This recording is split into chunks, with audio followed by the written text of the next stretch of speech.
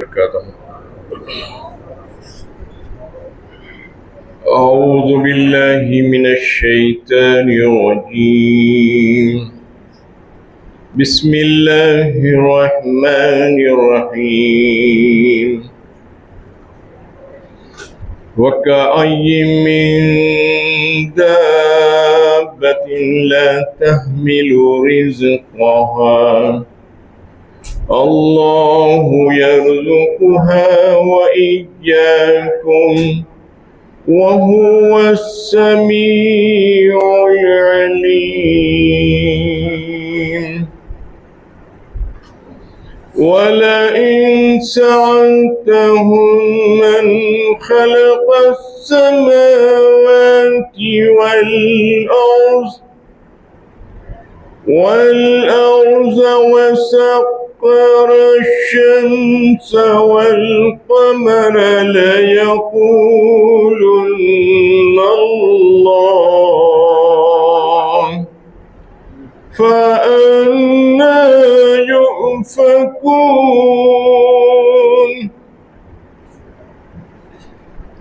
الله يبسط الرزق لمن يشاء من عباده ويقدر له إن الله بكل شيء عليم. ولئن سألتهم من نزل من السماء ماء فأحيا به الأرض من بعد موتها ليقولن الله قل الحمد لله بل أكثرهم لا يعقلون.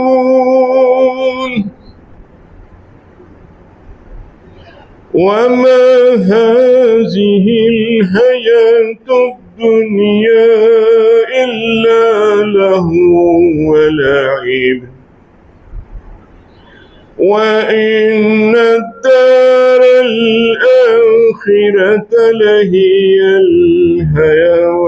الحيوان لو كانوا يعلمون. صدق الله العظيم. عليكم ورحمة الله وبركاته. الحمد لله وحده والصلاة والسلام على من لا نبي بعده أما بعد فأعوذ بالله من الشيطان الرجيم بسم الله الرحمن الرحيم. ولئن سألتهم من خلق السماوات والأرض وسخر الشمس والقمر ليقولن الله فأنى يؤفكون. الله يبسط الرزق لمن يشاء من عباده ويقدر له إن الله بكل شيء عليم. صدق الله العلي العظيم وصدق رسوله النبي الكريم ونحن على ذلك من الشاهدين والشاكرين. اللهم ألهمنا رشدنا وأعذنا من شرور أنفسنا. اللهم وفقنا لما تحب وترضى من القول والفعل والنية. رب اشرح لي صدري ويسر لي أمري واحلل عقدة من لساني يفقهوا قولي. آمين या रब्बल आलमीन। मोहतरम हजरात, मुअज़्ज़ज़ सामाईन, मेरे भाइयों, बुजुर्गों और दोस्तों, मेरी माओ और बहनों, प्यारे बच्चों, 21वां पारा सूरह अनकबूत, सूरत का ये 7वां रुकू यानी आखिरी रुकू है और पारे का ये तीसरा रुकू है। 2-3 آیتیں گزشتہ رکوع کی باقی رہ گئی تھی، وہاں سے مضمون شروع ہو رہا ہے۔ اصل انسان رزق کا طالب ہے، رزق کے لیے فکر مند ہے۔ اللہ نے یہاں واضح کیا ہے کہ زمین میں کتنے چوپائے ایسے ہیں کہ جن کا رزق ان کی پیٹھ پر لدا ہوا نہیں ہے، لیکن جب وقت ہوتا ہے تو اللہ انہیں کھلاتا ہے اور تمہیں بھی کھلاتا ہے، اور وہ سننے والا اور جاننے والا ہے۔ اس کی قدرت میں جس طرح سے رزق پہنچانا ہے، اس کی قدرت میں یہ بھی ہے، اور تم اس کے معترف ہو۔ اگر تم سے کہا جائے کہ زمین کس نے پیدا کیا، آسمان کس نے پیدا کیا، سورج چاند کس نے مسخر کیا، تو تم سب خود کہتے ہو کہ سب اللہ نے مسخر کیا ہے۔ تو جب اللہ کی تسخیر زمین اور آسمان کی تخلیق میں ہے اور شمس و قمر کی تسخیر میں ہے، تو پھر تمہارے رزق میں کیا پریشانی ہے؟ یہ دلیل ہے اس کی، اور یہیں سے مضمون شروع ہو رہا۔ وَلَئِن سَأَلْتَهُمْ، اگر آپ ان سے سوال کریں، ہم جہاں بھی آتا ہے، ہم اور کم کا لفظ آئے گا تو مراد مخاطب مومن ہوں گے، اور جب ہم آئے گا تو اس سے مراد غیر مومن ہوں گے۔ وَلَئِن سَأَلْتَهُمْ، اگر آپ ان سے سوال کریں جو ہر چیز کو نہیں مانتے، من خلق السماوات، کس نے پیدا کیا آسمانوں کو، والارض، اور زمین کو، وسخر الشمس والقمر، اور کس نے مسخر کیا شمس اور قمر کو، تو وہ بھی کہیں گے اللہ۔ لَيَقُولُنَّ اللہ، اللہ یعنی ان کا خالق اللہ کو تسلیم کرتے ہیں، وہ بھی تسلیم کرتے ہیں جو رزاقیت کو تسلیم نہیں کر رہے، ضرور کہیں گے کہ اللہ۔ فَأَنَّا يُؤْفَكُونَ، پھر وہ کہاں بھٹکے جا رہے ہیں؟ انا کے معنی کیوں کر، جب یہاں خالق مانتے ہیں، مسخر مانتے ہیں، تو پھر یہاں کیوں بھٹکے جا رہے ہیں؟ انا یؤفکون۔ اب رہا سوال، کسی کا رزق زیادہ ہوتا، کسی کا رزق کم ہوتا، یہ رزق میں کمی زیادتی کی بنیاد کیا ہے؟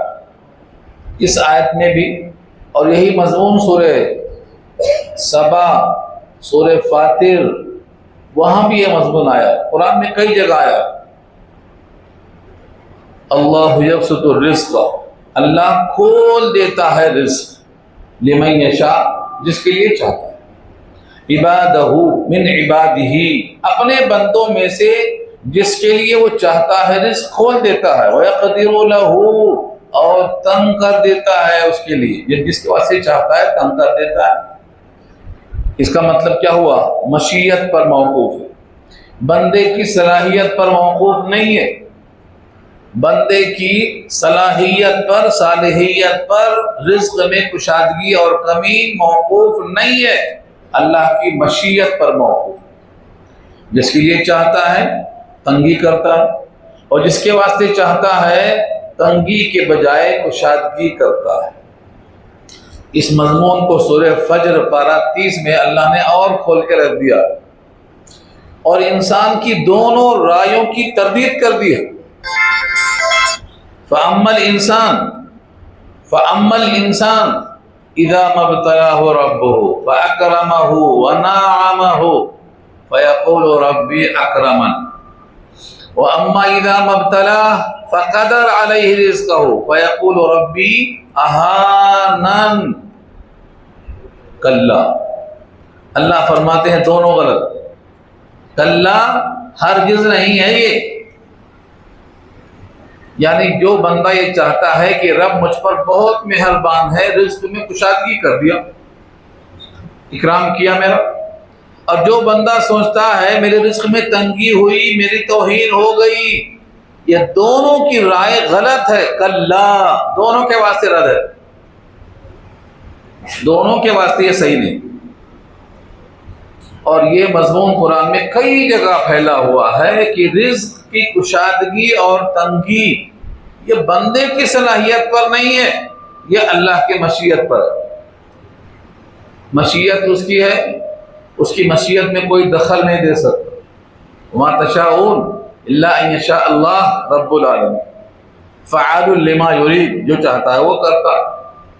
اگر آپ کا سوال یہ ہے کہ وہ ایسا کیوں کرتا ہے، اس کی مشیت ایسی کیوں ہے، تو اس کا جواب دیا گیا ہے یہ امتحان ہے اور آزمائش ہے۔ وما انفقتم من نفقۃ، اللہ فرماتے ہیں تم جو بھی خرچہ کرتے ہو اللہ اس کا بدل دے دیتا ہے۔ اب جس کو یقین ہے کہ بدل ملے گا وہ خرچے پہ تیار ہے، اور جس کو یقین ہے کہ خرچہ کے بعد گھٹ جائے گا وہ خرچہ کرنے کو تیار نہیں ہے۔ یہی تو امتحان ہے۔ اور یہ آیت سورہ سبا کی ہے، پارہ 22 کے اندر، وما انفقتم من شیء فهو یخلفه وهو خیر الرازقین۔ دنیا کہتی ہے خرچہ کرو کہ ختم ہو جائے گا، اور اللہ فرماتے ہیں تمہارا بدل تم کو ملے گا۔ خرچ کے ختم ہوگا لیکن تازہ مال آئے گا، دوسرا مال ملے گا۔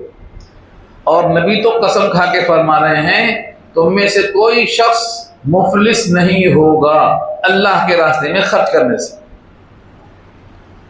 اس لیے اگر کوئی نبی پر یقین کرتا ہے تو وہ خرچ کرتا ہے، اس کو بدل ملتا ہے، بدل یہاں بھی ملتا ہے وہاں بھی ملتا ہے۔ تو اصل میں کیا ثابت ہوا؟ امتحان ہے یہ، کون اللہ کی ذات پہ یقین کرتا ہے اور کون شک میں پڑا ہوا مبتلا ہے۔ اللہ یبسط الرزق لمن یشاء من عباده ویقدر له ان اللہ بكل شیء علیم۔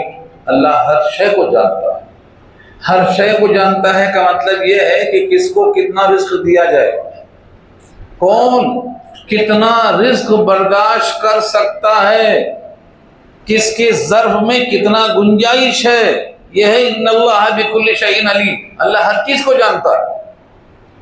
بعض دفعہ کیا ہوتا، ظرف چھوٹا ہے چھلک جاتا ہے، یہ برتن چھوٹا ہے زیادہ ڈالتے ہی بھر جاتا ہے، چھلک جاتا ہے، اور اس کو عربی میں کہتے ہیں آپے سے باہر ہو جانا۔ اور یہ اللہ نے کہا ہے، اللہ نے قرآن میں کہا ہے اگر کم ظرف کو ظرف سے زیادہ دے دیں گے تو وہ باقی بن جاتا ہے۔ اور مثال دینے کی ضرورت نہیں ہے، پوری دنیا دیکھ لو، پوری دنیا آنکھیں کھول کے دیکھ لو، اگر کم ظرف کو ظرف سے زیادہ دیا تو باغی اور گستاخ رسول اور گستاخ الہ بن جاتا۔ اور یہ میں نے خود نہیں کہا ہے، اللہ نے کہا، یہ قرآن کریم میں بہت صاف انداز میں کہا۔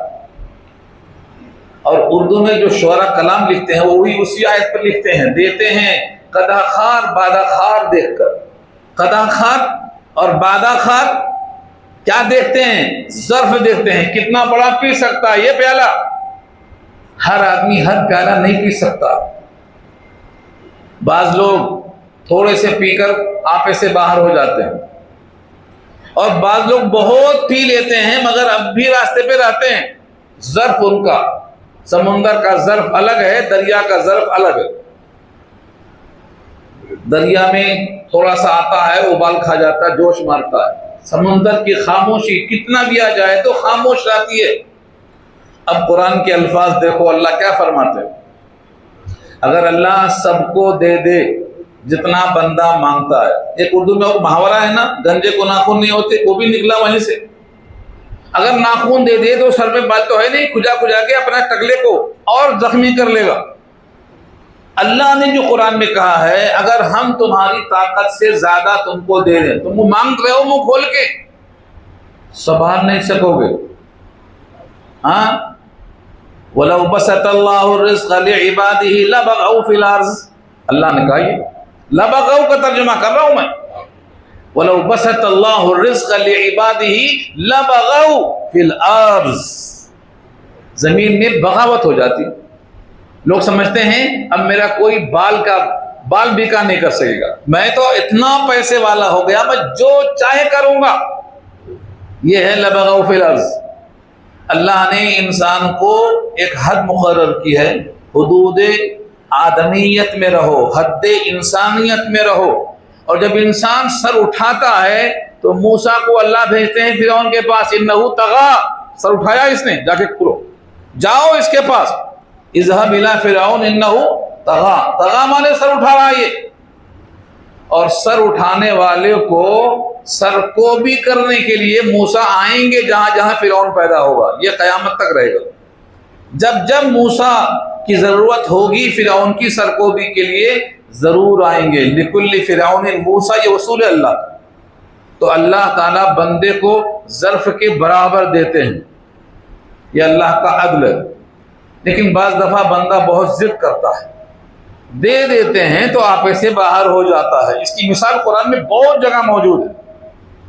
ثعلبہ کی مثال لے لو، 10واں پارہ سورہ توبہ، آیت نمبر 74، 75، 76، 3 آیتیں پڑھ لو۔ وَمِنْهُمْ مَنْ عَاهَدَ اللَّهَ سے شروع ہوتی ہے آیت۔ ثعلبی نے کہا مجھے دعا کرو مال ملے۔ حضور نے کہا میرے ساتھ نماز پڑھتے ہو، دعا مت کرو، یہیں رہو، قناعت جھیل لو۔ انہوں نے کہا نہیں، میں لوگوں کا مالدار دیکھ کر اور خود کو غریب دیکھ کر کڑتا ہوں، مجھے مالدار ہونے کی دعا کر دو۔ نبی نے دعا کر دی ضد کرنے کی وجہ سے۔ بہت لوگ ضد کرتے نا، حضرت کر دو۔ آپ نے دعا کیا تو مال بڑھ گیا، بکریاں، اونٹ، گھوڑے، ریوڑ۔ اب مسجد نبی میں سونے والا کہاں سوئے گا؟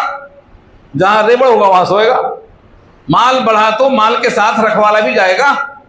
پہلے 5 نماز ملتی تھی، اب ہفتے کو ہفتہ، جمعے کو جمعہ نماز ملتی ہے۔ اور مال بڑھ گیا تو تھوڑا اور شہر سے دور ہو گیا، ہاں بڑا فارم ہاؤس کھول لیا، بڑا فارم ہاؤس۔ اب کیا ہے، دوستوں سے بھی گیا، اللہ والوں سے بھی گیا، نماز سے بھی گیا۔ اور جب زکوٰۃ دینے والا گیا تو کہا یہاں جاؤ، بعد میں آؤ، دیکھیں گے، بڑی محنت سے کمایا ہوں، بڑی محنت سے کمایا ہوں، بعد میں آؤ۔ واپس کر دیا۔ اللہ کا نمائندہ واپس خالی ہاتھ آیا۔ ادھر جبریل آمین آسمان سے آ کر کہتے ہیں اللہ کے نبی سے، آئندہ اس کے پاس آدمی نہیں بھیجنا، اور دینے آئے تو لینا بھی نہیں۔ ہاں جی، 10واں پارہ سورہ توبہ، آیت نمبر 74، 75، 76، 3 آیتیں پڑھ لو۔ وَمِنْهُمْ مَنْ عَاهَدَ اللَّهَ لَئِنْ آتَانَا مِنْ فَضْلِهِ لَنَصَدَّقَنَّ وَلَنَكُونَنَّ مِنَ الصَّالِحِينَ فَلَمَّا آتَاهُم مِّن فَضْلِهِ بَخِلُوا بِهِ وَتَوَلَّوْا وَهُمْ مُعْرِضُونَ فَعَاقَبَهُمْ نِفَاقًا فِي قُلُوبِهِمْ إِلَى يَوْمِ يَلْقَوْنَهُ بِمَا أَخْلَفُوا اللَّهَ مَا وَعَدُوهُ وَبِمَا كَانُوا يَكْذِبُونَ۔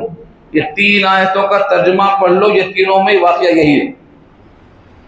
اب جب معلوم ہوا کہ یہ آیتیں نازل ہوئی، دوستوں نے فون کر کے بتایا ہوگا، دوڑ کے بتایا ہوگا، دوڑتے ہوئے آئے حضور کے پاس، مجھ سے غلطی ہو گئی، اب میری توبہ قبول کر لو، یہ مال لے لو، زکوٰۃ لے لو۔ کہا اب اللہ نے منع کر دیا ہے، اب رسول اللہ نہیں لے سکتے۔ اب اللہ نے منع کر دیا ہے تو رسول اللہ بھی نہیں لے سکتے۔ ایک زمانے کے بعد خلافت ابو بکر صدیق کی آئی، پھر حاضر ہوا، اس نے کہا بھائی لے لو، میری غلطی معاف کر دو۔ کہا اب جب اللہ نے منع کر دیا، رسول اللہ نے منع کر دیا، تو صدیق کی کیا مجال ہے، میں نہیں لے سکتا۔ عمر کا زمانہ آیا، انہاں بھی یہی جواب ملا۔ عثمان غنی کا زمانہ آیا، وہاں بھی یہی جواب ملتا ہے، اسی مال کے ساتھ مر گیا، چلا گیا جہاں جانا۔ تو اپنی حیثیت سے زیادہ نہیں مانگنا، یہ سبق ہے اس کا۔ آپ اشکال کریں گے کہ بیچارے کی توبہ قبول کیوں نہیں ہوئی، ابھی تو زندہ تھا، مرا تو نہیں تھا۔ اگلے جملے میں قرآن نے خود کہا یہ نقلی ہے توبہ، اصلی توبہ نہیں ہے۔ لوگوں سے جان بچانے کے واسطے توبہ کرتا ہے، اصلی ہوتی تو دل میں نفاق قیامت تک کے واسطے نہیں ہوتا۔ فَعَاقَبَهُمْ نِفَاقًا فِي قُلُوبِهِمْ إِلَى يَوْمِ يَلْقَوْنَهُ، قیامت تک کے واسطے نفاق ڈال دیا اللہ نے۔ کیوں؟ بِمَا أَخْلَفَ اللَّهَ مَا وَعَدُوهُ، وعدہ خلافی کی وجہ سے۔ تو وعدہ خلافی جرم ہے، آج ہم دھڑلے سے کر رہے ہیں۔ وعدہ خلافی اس آیت میں جرم ہے نہیں ہے، اس کی توبہ قبول نہیں ہوگی۔ تو اگر بہت ضد کریں گے، مال آئے گا تو آفت لے کر آئے گا۔ قارون بھی اسی آفت میں مبتلا ہوا ہے، سورہ قصص میں یہ واقعہ گزر چکا ہے۔ کتنی آیتیں پیش کریں، اللہ تعالیٰ نے جو دیا ہے اس پر قناعت کر لو، بس ہے۔ ہمیں ایک روٹی دیا ہے، ہم اسی کے لائق تھے۔ اللہ کا تجویز شدہ فیصلہ ہے تسلیم، سر تسلیم خم ہے جو مزاج یار میں آئے، یہ ہے ایمان۔ آپ کو شکوہ نہیں، شکایت نہیں، سر تسلیم خم ہے جو مزاج یار میں آئے۔ یعنی اللہ کا جو فیصلہ ہے ہمارے لیے ہم اسی کے لائق تھے، اسی میں ہماری بھلائی ہے۔ تو یہ مال کا اضافہ بندے کی صلاحیت نہیں، اللہ کی مشیت ہے، اور مشیت اس کی تمہارا ظرف کو دیکھ کر ہے، اور اگر تمہارے ظرف سے زیادہ ڈال دیں گے تو تم باغی ہو جاؤ گے، لبغوا فی الارض، مال کے نشے میں مدہوش ہو کر شریعت چھوڑ دو گے۔ اس کی مثالیں قرآن میں بہت بھری پڑی، اس لیے اللہ کی مشیت پر راضی ہو جاؤ۔ جب بندہ کہتا ہے آپ کے فیصلے پر ہم راضی ہیں، تو اللہ جواب دیتا ہے تیرے چھوٹے چھوٹے عمل پر بھی ہم راضی ہیں۔ ہاں، جو میرے مشیت پر راضی ہے میں اس کے عمل پہ راضی ہوں۔ تم کو شکوہ نہیں ہے، مجھ کو بھی شکوہ نہیں ہے، راضیتم مرضیہ یہی تو ہے، راضیتم مرضیہ یہی ہے، تو بھی راضی میں بھی راضی۔ تو جب بندہ اللہ کے فیصلے پر راضی ہوگا تو بندہ کے اعمال پر اللہ راضی ہوگا، وہاں بھی آبجیکشن نہیں ہوگا، سیدھا حساب پیشی کی شکل میں ہوگا اور داخل جنت میں ہو جائے گا، جرا نہیں ہوگی۔ ایمان کی تعریف میں آتا ہے، یہ حدیث سنا چکا ہوں لیکن بعض لوگ نئے نئے آتے رہتے ہیں۔ ایمان تعریف حضور کی محفل میں ہے، صحابہ سے حضور کہتے ہیں افانتم مومنون، کیا تم مومن ہو؟ صحابہ بول رہے ہیں کہ حضور کو معلوم ہے کہ ہم مومن ہیں، نماز پڑھ کے بیٹھے ہیں اور آپ ایسا پوچھ رہے ہیں؟ کسی کی ہمت نہیں بولنے کی، حضرت عمر نے ہمت کیا اور کہا نام یا رسول اللہ، ہم مومن ہیں۔ آپ نے کہا وما علامت ایمانکم، تمہارے ایمان کی علامت کیا ہے؟ کیسے مان لیں کہ تم مومن ہو؟ حضرت عمر فرماتے ہیں رضی اللہ تعالی، نشکر علی الرخاء نصبر علی البلاء ونرضى بالقضاء، نرضى بالقضاء، خوشحالی میں شکر کرتے ہیں اور پریشانی میں صبر کرتے ہیں اور آپ کے ہر فیصلے پر راضی ہوتے ہیں۔ نرضى بالقضاء، نرضى بالقضاء، اس جملے کو سن کر اللہ کے نبی فرماتے ہیں مومنون انتم ورب الکعبہ، رب کعبہ کی قسم تم مومن ہو۔ اگر ہم رضا بالقضاء تسلیم کرتے ہیں تو ہمارے ایمان کی تصدیق اللہ کے نبی کریں گے، شکوہ نہیں، ہم ایسا کیا ایسا ہو گیا نہیں، اسی میں بھلائی تھی آپ کی، آپ ایسا کیے ویسا ہو گیا نہیں۔ اس کائنات میں کوئی پتا بھی نہیں گرتا اللہ کی مشیت کے بغیر، پتا نہیں گرتا۔ وہاں لاشیں کیسے گرتی ہیں یہ لوگوں کو پتا نہیں ہے، وہ تو قادر بھی ہے، قدرت ہے، روک سکتا ہے وہ۔ اللہ چاہتے ہیں اس کائنات میں ایک پتا نہیں گرتا میری مرضی کے بغیر۔ آپ سورہ انعام پڑھ لو، وما تسقط من ورقۃ الا يعلمها ولا حبۃ فی ظلمات الارض ولا رطب ولا یابس الا فی کتاب مبین۔ ایک پتا نہیں گرتا، زمین کے اندر سے ایک کوپل نہیں نکلتی میری مرضی علم کے بغیر۔ تو آپ کو راضی ہونا ہے اللہ کی مشیت پر۔ اللہ نے مال کم دیا ہے، یہ اپنے سے کمتر دیکھو تو زیادہ دیا، اپنے سے کمتر کو دیکھو۔ آپ کے پاس اگر 10 روپے ہے نا، دوسرے کے پاس 1 روپیہ ہے، اس کو دیکھو تو اچھا دکھے گا، 9 روپے پڑھ کے دکھیں گے۔ اوپر دیکھنا منع ہے، کمتر کو دیکھنے کا حکم دیا گیا ہے، حکم دیا گیا۔ میں آخری بات پھر آگے چلتا ہوں۔ سعدی نے گلستہ میں لکھا، سعدی نے گلستہ میں لکھا، ایک شخص کو پیر میں چپل نہیں تھی، گرمی تھی کہ سردی تھی، ننگے پیر مسجد میں کوڑتے ہوئے آ رہا ہے، میرے پاس چپل نہیں ہے، میں کیا بد نصیب ہوں، چپل ہی نہیں ہے۔ کبھی چبھتا ہے پیر میں کچھ، کبھی گرمی لگتی ہے، پیر میں مشقت کیسا ہوتی ہے چپل کے بغیر۔ کوڑتے کوڑتے مسجد میں آیا، وضو خانے میں دیکھا تو ایک آدمی پڑا ہوا ہے، اس کو ایک ہی پیر ہے، ایک پیر آدھا ہے۔ عقل ٹھکانے آ گئی، کہا اللہ کا شکر ہے دونوں پر تو ہیں کم سے کم، یہاں تو 1.5 پیر ہے یہ۔ تو شکر کیسے آیا؟ کمتر کو دیکھنے سے شکر آیا ہے۔ آپ کی آنکھیں، آپ کے گردے، آپ کے مثانے، آپ کے جگر، آپ کے جسم میں اتنی چیزیں ہیں، اس پر آپ غور کرو، آپ سب سے بڑے مالدار۔ صحت اور تندرستی اگر نہیں ہے اور تونگری مالداری بہت ہے، کوئی فائدہ نہیں۔ تندرستی 1000 نعمت ہے، تنگ دستی اگرچہ ہو غالب، تندرستی 1000 نعمت ہے، تنگ دستی اگر نہ ہو غالب یہ صحیح نہیں ہے، تنگ دستی اگرچہ ہو غالب تندرستی ہو تب بھی، تندرستی ہزار نعمت ہے، تندرست آدمی، قوی انسان، تو یہ اللہ کی مشیت ہے، مال پہ اتراؤ مت، یہ کہا گیا ہے۔ وَلَئِن سَأَلْتَهُم مَّن نَّزَّلَ مِنَ السَّمَاءِ مَاءً فَأَحْيَا بِهِ الْأَرْضَ بَعْدَ مَوْتِهَا، اگر آپ ان سے پوچھیں گے پانی آسمان سے کس نے برسایا، من نزل من السماء، آسمان کیوں کہا؟ یہ سمت آسمان ہے، پانی کی سمت آسمان ہے، ورنہ بادلوں سے پانی آتا ہے۔ اللہ نے کہا وَأَنزَلْنَا مِنَ الْمُعْصِرَاتِ مَاءً ثَجَّاجًا، اور معصرات کہتے ہیں ان بدلیوں کو جس میں پانی بھرا ہوتا ہے، رسیلی بادل والی، ان کو نچوڑ کے پانی سمت آسمان سے آتا ہے، تو من السماء کہا گیا، مان پانی، اس پانی سے کیا کیا؟ فَأَحْيَا بِهِ الْأَرْضَ بَعْدَ مَوْتِهَا، زمین کے مردہ ہونے کے بعد اس زمین کو زندہ کر دیا۔ اور جو زمین کو زندہ کر سکتا ہے اسی زمین کا نکلا ہوا انسان اس کو زندہ کیوں نہیں کر سکتا؟ پوری زمین زندہ کر سکتا ہے، اور زمین کا نکلا ہوا انسان، ہاں زمین سے نکلا ہوا انسان آج تک جتنی غذا کھایا سب مٹی کے، اس لیے کہا مٹی میں داخل کریں گے، مٹی سے بنایا ہے، مٹی سے نکالیں گے، تو جب پوری مٹی کو زندہ کر سکتا ہے تو مٹی کا ایک جز بھی زندہ کر سکتا ہے۔ کذالک النشور، ایسا ہی تو اٹھنا ہے قیامت میں۔ وَلَئِن سَأَلْتَهُم، اگر آپ ان سے پوچھتے ہیں کس نے اتارا آسمان سے پانی اور اس پانی کے ذریعے زندہ کیا مردہ زمین کو ان کے مر چکنے کے بعد، لَيَقُولُنَّ اللَّهُ، تو سب کے سب کہیں گے ضرور اللہ، اللہ۔ قل الحمدللہ، آپ بھی کہو الحمدللہ، قل الحمدللہ۔ یہ کب کہا جاتا ہے؟ جب سوال کا جواب مرضی کے مطابق آ گیا، تو اے نبی آپ بھی کہو الحمدللہ، اور مومن بھی کہیں گے الحمدللہ۔ بل اکثرهم لا یعقلون، بلکہ ان میں سے اکثر لوگ سمجھتے نہیں ہیں، تعقل نہیں کرتے ہیں، تعقل نہیں کرتے، لا یعقلون۔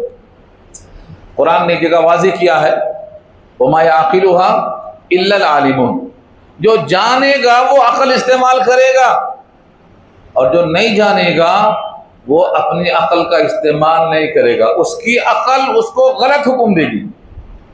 جیسے سورہ ذاریات کے بعد کیا ہے دیکھیے آپ، طور ہے، اس میں کیا کہا؟ ام تأمرهم احلامهم بهذا ام هم قوم طاغون، کیا ان کی عقل حکم دیتی ہے شرک کرنے کو یا یہ بے عقل ہی ہیں؟ ام تأمرهم احلامهم بهذا، یہ شرک کرنے کو ان کی عقل حکم دیتی ہے کیا؟ کیا مطلب ہوا؟ اگر ان کی عقل صحیح ہوتی تو شرک کی دعوت نہیں دیتی۔ یہی یہاں کہا بل اکثرهم لا یعقلون، ان میں سے اکثر لوگ عقل نہیں رکھتے۔ چالاکی اور چیز ہے، ہوشیاری اور چیز ہے، شاطر پنا اور چیز ہے۔ اس کے بعد اب یہاں سے جو اصل رکو شروع ہو رہا ہے، اتنا تو گیا ہفتے کا تھا حصہ۔ دنیا کو لوگ سب کچھ سمجھ رہے ہیں، دنیا کو سب کچھ سمجھ رہے ہیں، دنیا کے لیے ہر قسم کی کوشش کرنے کو تیار ہے۔ اللہ فرماتے ہیں یہ دنیا مطلوب نہیں ہے، یہ منزل نہیں ہے، یہ گزرگاہ کا حصہ ہے۔ وما هذه الحیاة الدنیا الا لہو ولعب، جیسے تماشا اور کھیل دنیا میں ہوتا ہے تھوڑی دیر میں ختم ہو جاتا، میچ ہوتا ہے 1 دن کا 3 دن کا میچ ہوا ختم، بچے کھیلتے ہیں گھر بنا کے کھیلتے ہیں تھوڑی دیر میں ختم۔ تو جس طرح سے دنیا میں لہو و لعب تھوڑی دیر کے بعد ختم ہو جاتا، تمہاری دنیا بھی ایسے ختم ہونے والی ہے۔ کسی کا کھیل 60 سال کا ہے، کسی کا 90 سال کا ہے، 60-70 کے بیچ میں۔ شروع کے 10 سال تو شعور نہیں تھا، اور آخر کے 10 سال تو ہاتھوں میں جنبش آ گئی ہے، ہاں انسان کو چلنے کی فکر شروع ہو جاتی ہے۔ علامہ حالی نے کہا ہے قوام دم بدم اب انحطاط، کوچ کی حالی کرو تیاریاں، کوچ کی حالی کرو تیاریاں، ہے قوام دم بدم اب انحطاط۔ تو شروع کے 10 سال تو کھیلنے میں چلے گئے، بڑھاپے کے 10 سال رونے میں چلے گئے، یہ بیچ میں 50 سال 60 سال ہے، بس یہ تماشا ختم ہو جائے گا، اصل زندگی یہاں نہیں شروع ہوتی۔ وما هذه الحیات الدنیا الا لہو ولعب، لہون کے معنی ذہنی کھیل، اور لعبن کے معنی جسمانی کھیل، جس میں جسم کام کرتا ہے، ورزش ہوتی ہے، وہ لعبن میں آتا ہے، اور جہاں ذہنی عیاشی ہوتی ہے وہ لہون میں آتا ہے۔ لہون و لعبن، پوری دنیا یا تو لہون ہے یا تو لعبن ہے۔ وَإِنَّ الدَّارَ الْآخِرَةَ لَهِيَ الْحَيَوَانُ، اور بے شک جو دار آخرت ہے البتہ وہی اصل حیات ہے۔ حیوان، حیوان مصدر استعمال ہوا ہے۔ حیوان کسے کہتے ہیں؟ جس میں حیات ہو، حیات ہو تو وہ حیوان کہلاتا ہے۔ بولنے والے کو حیوان ناطق کہتے ہیں، گھوڑے کو حیوان ساحل کہتے ہیں۔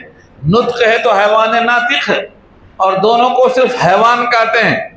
اصل زندگی جس کو ہم سمجھتے ہیں وہ دار آخرت ہے، کیونکہ وہ اصل گھر ہے، اس سے پہلے کیا ہے؟ منزل ہے۔ اور یہ بات سب کو بتا دو، آج انسان زمین کے پیٹھ پر ہے، کل زمین کے پیٹ میں ہوگا، اور یہ سب سفر کے حصے ہیں۔ زمین کے پیٹ میں تھا وہ ابھی ہم کو نہیں آیا نا، اب اس کے بعد نمبر آئے گا زمین کے پیٹ میں جانے کا۔ زمین کے پیٹ میں بہتر ہے کہ زمین کی پیٹ میں بہتر ہے، یہ بحث الگ ہے۔ زمین کے پیٹ میں جو لوگ ہیں اس سے پہلے کہاں تھے؟ زمین کی پیٹھ پر تھے۔ اس سے پہلے کہاں تھے؟ ماں کے پیٹ میں تھے۔ اس سے پہلے باپ کے سلب میں تھے۔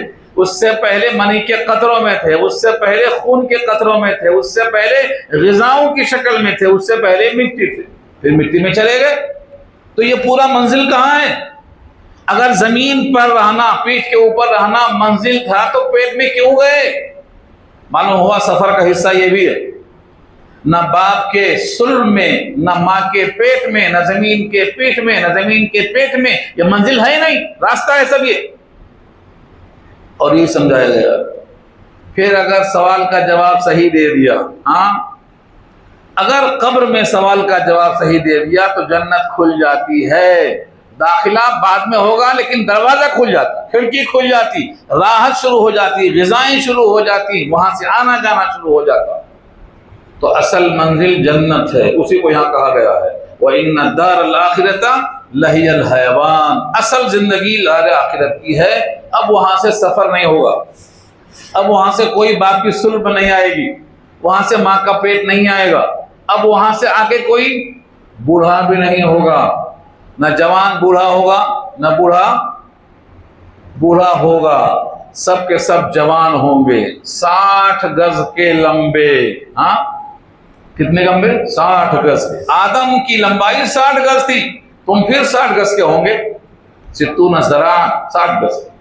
تو اصل منزل دار آخرت کی قبر میں سوال جواب کے بعد شروع ہوتی ہے۔ برزخ بھی اصل میں اس کا حصہ، لیکن لوگ اس کو جانتے نہیں۔ تو کیا کہا؟ لو کانوا یعلمون، لو کانوا یعلمون، کاش کی لوگ جان لیتے۔ اگر جان لیتے تو کیا ہوتا؟ جان لیتے تو جھوٹ نہیں بولتے، اور جان لیتے تو پوری کوشش دنیا کے واسطے نہیں کرتے۔ اگر جان لیتے تو اپنے رب کو راضی کرنے والے کام آسانی سے کرتے۔ لو کانوا یعلمون۔ اللہ نے اپنی قدرت کو آشکارا کرنے کے لیے ایک مثال دے کے بتایا ہے۔ فَإِذَا رَكِبُوا فِي الْفُلْكِ دَعْوُا اللَّهَ، جب وہ لوگ سواری ہوتی ہے، کشتیوں میں سوار ہوتے ہیں، اللہ تعالیٰ کو وہ لوگ بلاتے ہیں، مخلصین، خالص کرتے ہوئے اس کے لیے دین کو۔ وَلَمَّا نَجَّاهُمْ إِلَى الْبَرِّ، اور جب خشکی کی طرف نجات مل جاتی ہے، اِذَا هُمْ یشرکون، تو شرک کرنے لگتے ہیں، بولتے ہیں اب تو بیڑا پار ہو گیا، کشتی کے باہر آ گئے، اب مرنے کا خطرہ ختم ہو گیا۔ حالانکہ اللہ نے اس کا جواب دیا ہے سورہ اعراف 8واں پارہ کا پہلا صفحہ دوسرا صفحہ دیکھ لو۔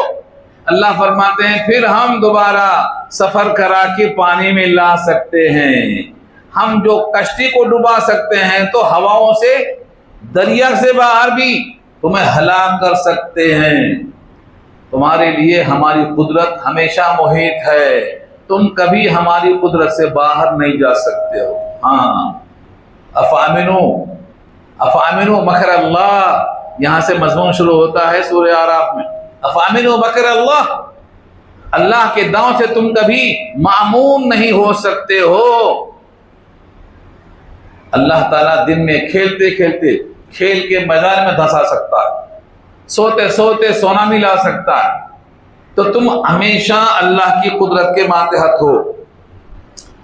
तो कश्ती में जब डूबने का वक्त आता है तो लोग रोना शुरू करते हैं, अब इस कश्ती को पानी में गर्क होने से बचाने वाला सिर्फ अल्लाह है। कमल जायसी का एक मिसरा आ जाता मुझे, जिक्र मुस्तफ़ा छेड़ो, डूबने का इम्कान है, डूबने का इम्कान है, जिक्र मुस्तफ़ा छेड़ो। ये क्या है? मुस्तफ़ा पर रहमत भेजो, उनकी बरकत से डूबने का चांस कम हो जाएगा।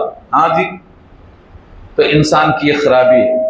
यहाँ पे इशारा किया है, जब सवारियां होती हैं, जब वो सवार होते हैं कश्ती में, बुलाते हैं अल्लाह को, दीन को उसके लिए खालिस करते हुए, फलम्मा नज्जाहुम इलल बर्रि, जब उनको नजात हो जाती है खुश्की की तरफ, इदा हुम युशरिकून, तो लगते हैं शिर्क करने के लिए।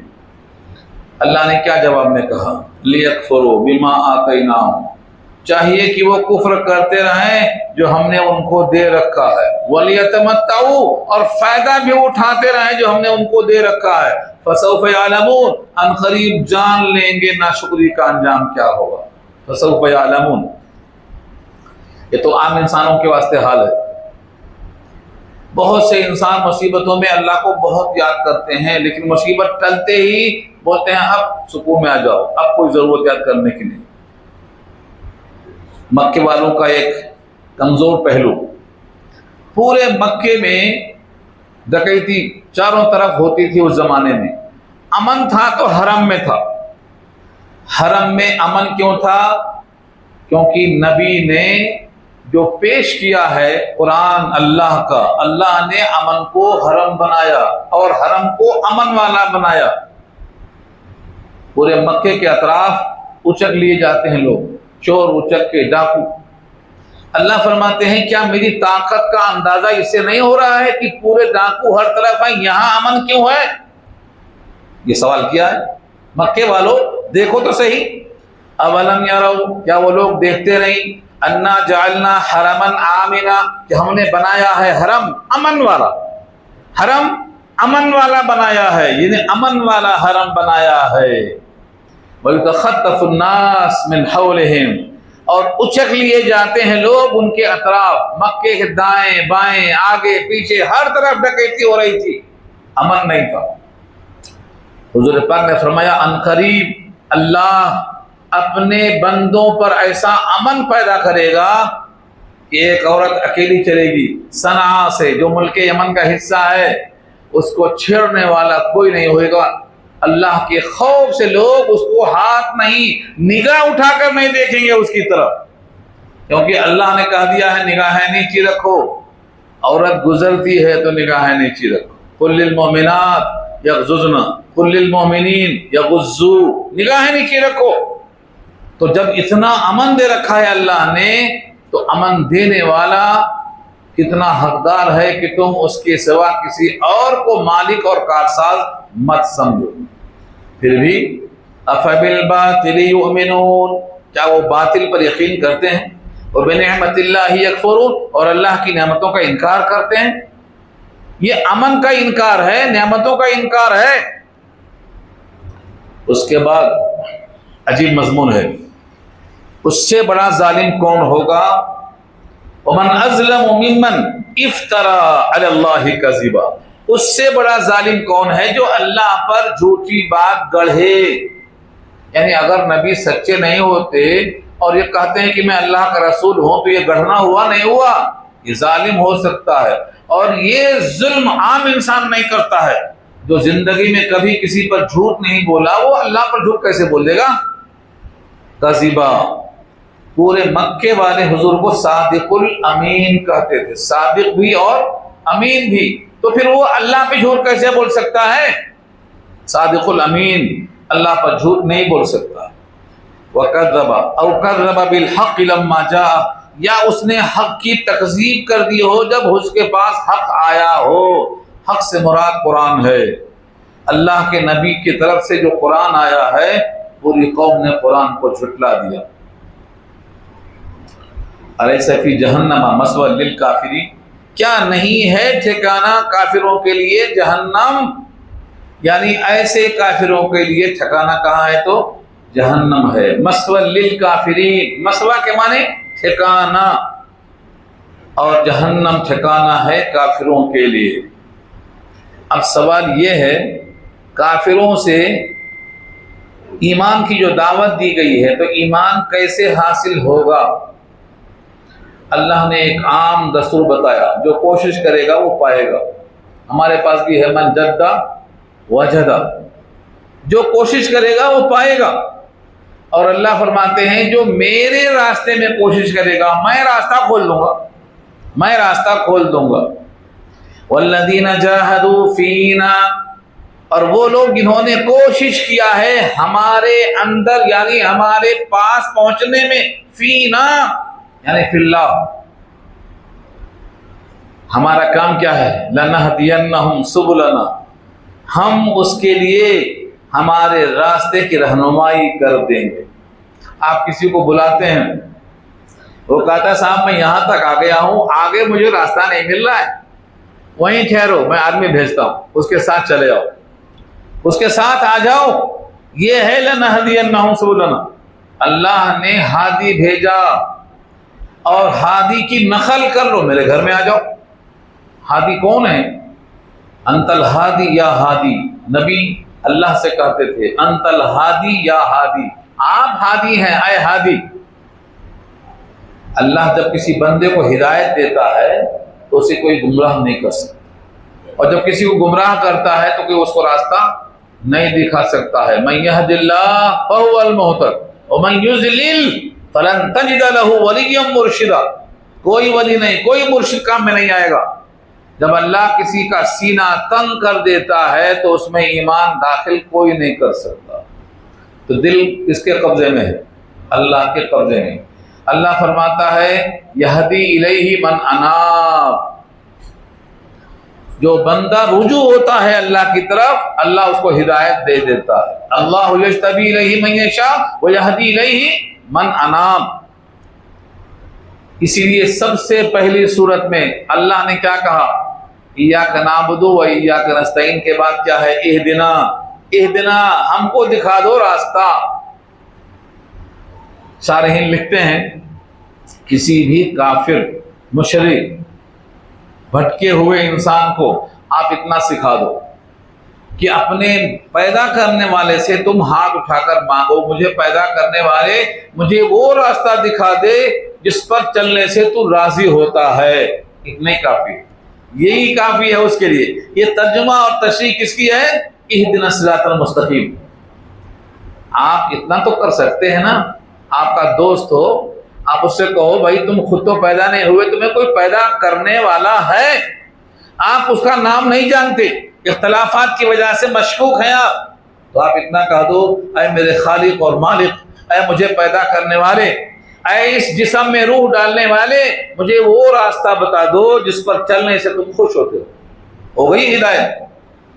یہ ترجمہ اسی کا کر رہا ہوں میں، والذین جاہدوا فینا لنہدینہم سبلنا، جو کوشش کرتا ہے ہمارے پاس آنے کے لیے ہم راستہ ضرور دکھاتے ہیں، اس کو راستہ ہم ضرور دکھاتے ہیں۔ ایسا ممکن نہیں ہے کہ بندہ اللہ سے روئے اور اللہ اس بندے کو روتا ہوا یوں ہی چھوڑ دے۔ ایک ماں نہیں چھوڑ سکتی بچے کو، وہ تو رب ہے۔ اور یہ بات آپ کو معلوم ہے، ماں کی محبت اللہ کی محبت کے سامنے کتنا بڑا حصہ ہے معلوم ہے؟ میں نے حدیث سنایا تھا، پھر سن لو، بہت لوگ نئے نئے لوگ رہتے۔ محبت، اللہ کا نام کیا ہے؟ الودود۔ اللہ کے بہت سا نام میں سے ایک نام کیا ہے؟ الودود، وہو الغفور الودود، سورہ بروج۔ اللہ الودود ہے، محبت کرنے والا۔ اللہ نے محبت کے 100 حصے کیے، 1/100 دنیا میں ڈالا، صرف 1/100، 100 حصے میں سے 1 حصہ دنیا میں بھیجا، بخاری کی حدیث سنا رہا ہوں میں، اور 99/100 اپنے پاس رکھا۔ اور دنیا کی ساری ماؤں کو 1/100 کا ٹکڑا ملا ہے۔ ساری ماؤں کی محبت جمع کرو تو 1/100 بنتی ہے، وہ اس سے زیادہ نہیں بن سکتی۔ سارے باپ، ساری ماں، سب کی محبت 1/100 کے اوپر نہیں، اور اللہ کی محبت 99/100 ہے۔ اب بتاؤ کس کی محبت زیادہ ہے؟ اللہ اپنے بندوں سے کتنا پیار کرتا ہے، تو دودھ پیتے پیارے بچے کو ماں نہیں بھول سکتی، تو رب بھی رونے والے بندے کو نہیں بھولتا۔ مان کے دیکھو، یہاں اشارہ اسی کی طرف ہے۔ اے مکے والو، اگر کوشش کرو گے ہم راستہ بتائیں گے۔ والذین جاہدوا فینا، اور جنہوں نے مجاہدہ کیا ہمارے بارے میں، ہمارے پاس آنے میں، ہمارے راستے کو، ہماری رضا کو لینے میں، لنہدینہم سبلنا، ہم ضرور ان کو ہدایت کریں گے ہمارے راستوں کی۔ اللہ کیسا راستہ دیتے ہیں؟ کیسا؟ یہ ایسی بات سنانے جا رہا ہوں جو کتاب میں نہیں ملتی۔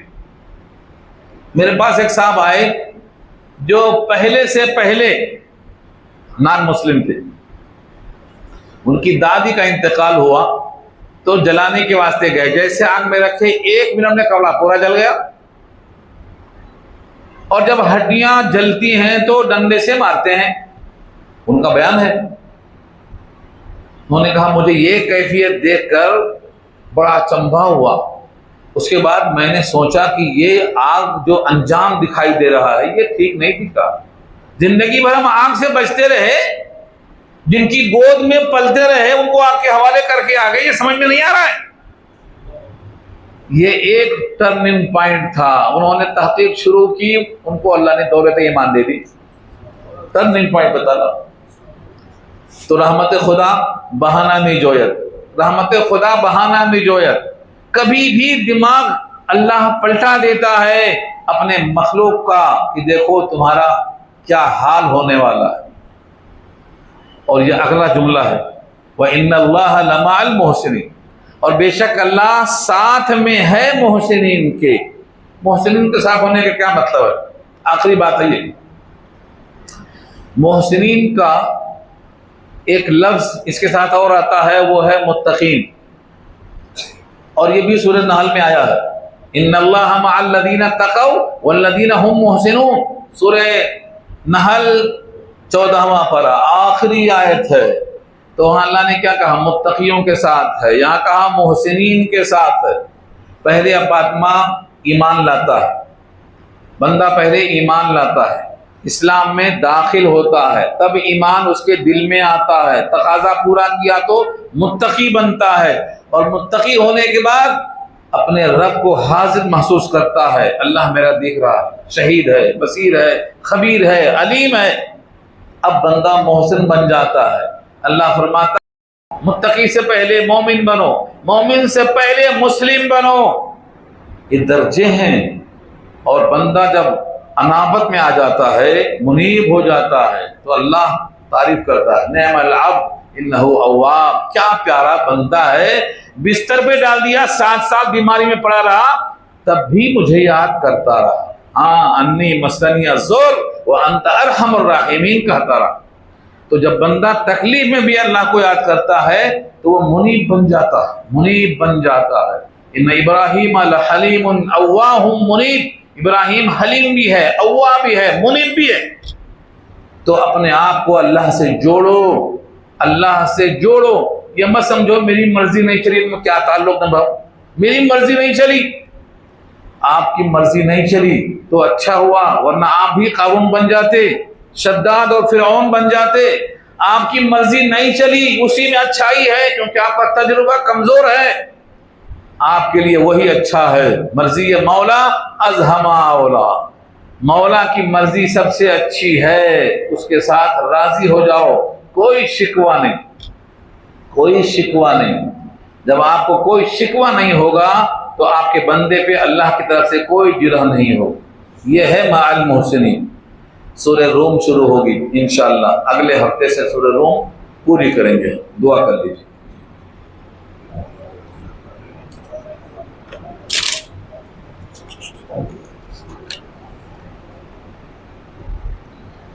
عبد الوحید صاحب جن کے دونوں گردے ناکام ہو گئے ہیں، ان کے واسطے علاج میں آسانی کے لیے دعائیں فرمائیں. اللہ ان کو شفاء کاملہ عاجلہ مستمرہ دائمہ نصیب فرمائے. الحمدللہ رب العالمین والصلاۃ والسلام علی سیدنا المرسلین. یا حی یا قیوم برحمتک نستغیث. یا رب لک الحمد کما ینبغی لجلال وجهک العظیم. اللهم لا احصي ثناء عليك انت كما اثنيت على نفسك. اللهم لا مانع لما اعطيت ولا معطي لما منعت ولا ينفع ذا الجد. وصلى الله تعالى على خير خلقه سيدنا ومولانا محمد وآله وأصحابه أجمعين برحمتك يا أرحم الراحمين يا رب العالمين.